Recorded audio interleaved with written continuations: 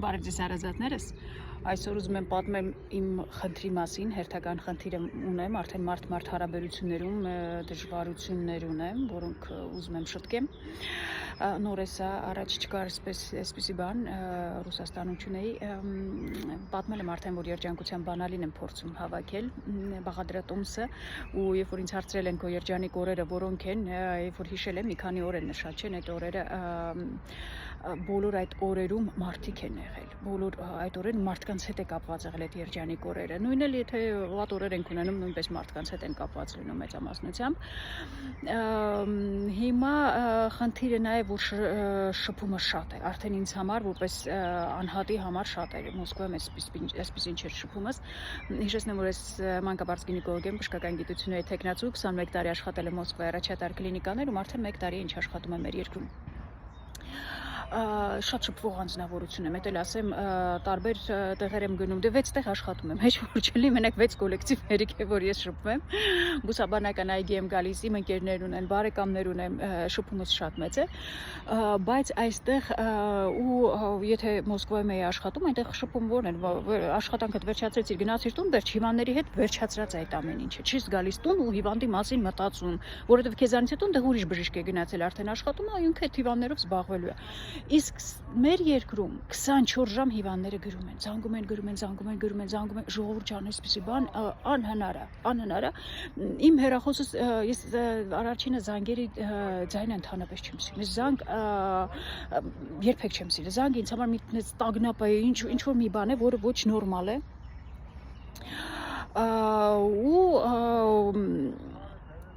Ոչ էլ ես եմ զանգում, քանի որ ես ինքս չեմ սիրում, ես էլ չեմ զանգում, որ չեմ պատկերացնում մեկը կարա դա սիրի։ Եթե հանկարծ ուզեք ինձ հետ արդյունավետ շփվեք, ուրեմն գրեք, ժողովուրդ ջան, այդ ձայնայիններն էլ մի ուղարկեք, շատ եմ ձեզ խնդրում, կիլոմետրերով ձայնային են ուղարկում, դաշտանը սենց գնաց, թարախային գործաթաղանթային արտադրությունը սենց գնաց, այս մեկը սենց գնաց, ժողովուրդ ջան, այդ դրանք որտեղ պիտի լսեմ, ես անմարդաբնակ կղզում չեմ գտնվում, որ ես դրանք լսեմ։ Տեղա չէ, տեղ է պետք, ժամանակ է պետք, որ ես դրանք լսեմ։ Ուղղակի գրեք, ժամ պայմանավորվեք, եկեք խորհրդատվության հասկանանք ինչ է կատարվում։ Մեկը ես օնլայն պիտանի չեմ։ Ես օնլայն ոչ մի հարցի չեմ կարողանալ պատասխանել։ Կանեք եք գրում, որ մի հատ էս հարցի պատասխանի, մի հատ էս էխոն են ուղարկում, ժողովուրդ ջան, ես որ իմ հիվանդս գալիս եմ, որ ոչ մի գանգատ չունի։ Գալիս է, նստում է կես ժամ է տևում, որ ես հասկանամ ինքը առողջ է թե չէ։ 10-15 րոպե հարցեր եմ տալիս իրեն։ Գիտեն հիվանդներս։ Դրանից հետո մի 10 րոպե զննում եմ գինեկոլոգիական մահճակալի վրա, հետո մի 10 րոպե մտքերս հավաքում, գրում այդ ամեն ինչը, որ հասկանամ ինչ խորհուրդ տամ ես մարդուն։ Այդ որ դուք այդ էխոն ուղարկում եք, ես մի կես ժամ պետք է ձեզանով զբաղվեմ, ձեզ հարցեր տամ, մեկը վերջում էլ էլի կարող է մի կես ժամ ձեզ հետ զրուցեմ, վերջում ասեմ մինչև չգաք ձեզ չզննեմ գինեկոլոգիական մահճակալի վրա ոչ մի խորհուրդ չեմ կարողանալ տամ։ Ու այդպես էլ լինելու է։ Իմաստ չունի այդ գրելը։ Դուք գրում եք, ինձ ժամանակ եք վատնում, ես էլ մի հատ կոպի արած նախադասություն ունեմ, բարև ձեզ, ես օնլայն խորհուրդներ չեմ տալիս, հաջողություն, վերջ, բոլոր կոպի արած ուղարկում եմ։ Առավոտով երևի այտենց օր չկա, որ մի 20 հատ այտենց չուղարկեմ։ Որովհետև եթե չուղարկեմ, ես Facebook-ը ինձ անընդհատ ասում է ձեզ հաղորդագրություն ունեք, ձեզ կոմենտ ունես, ես մի խոսքով ինձ խանգարում են, ուրեմն Նույնիսկ չի, ու մի օր պարկել եմ, եկել եմ հերթապահությունից հետո հեռախոսս 2 ժամով անջատելու պարկել, վերկացել տեսել հեռախոսս լրիվ կարմիր է, 20-25 զանգ։ Նորից եմ ասում, այսպեսի բան չի եղել իմ կյանքում։ Հիմա գուցե սկզբից մի քիչ էին զանգերը, հիմա արդեն շատացել են ու անտանելի է, ֆիզիկապես մի մարդու համար սա անտանելի է։ Պատկերացրեք, եթե հեռախոսը անջատած չներ, այդ չանջատած ժամանակը անընդհատ այդ զանգերը գալիս են։ Հիմա հեռախոսս անջատում եմ, որ կարողանամ տեսահոլովակ նկարահանել։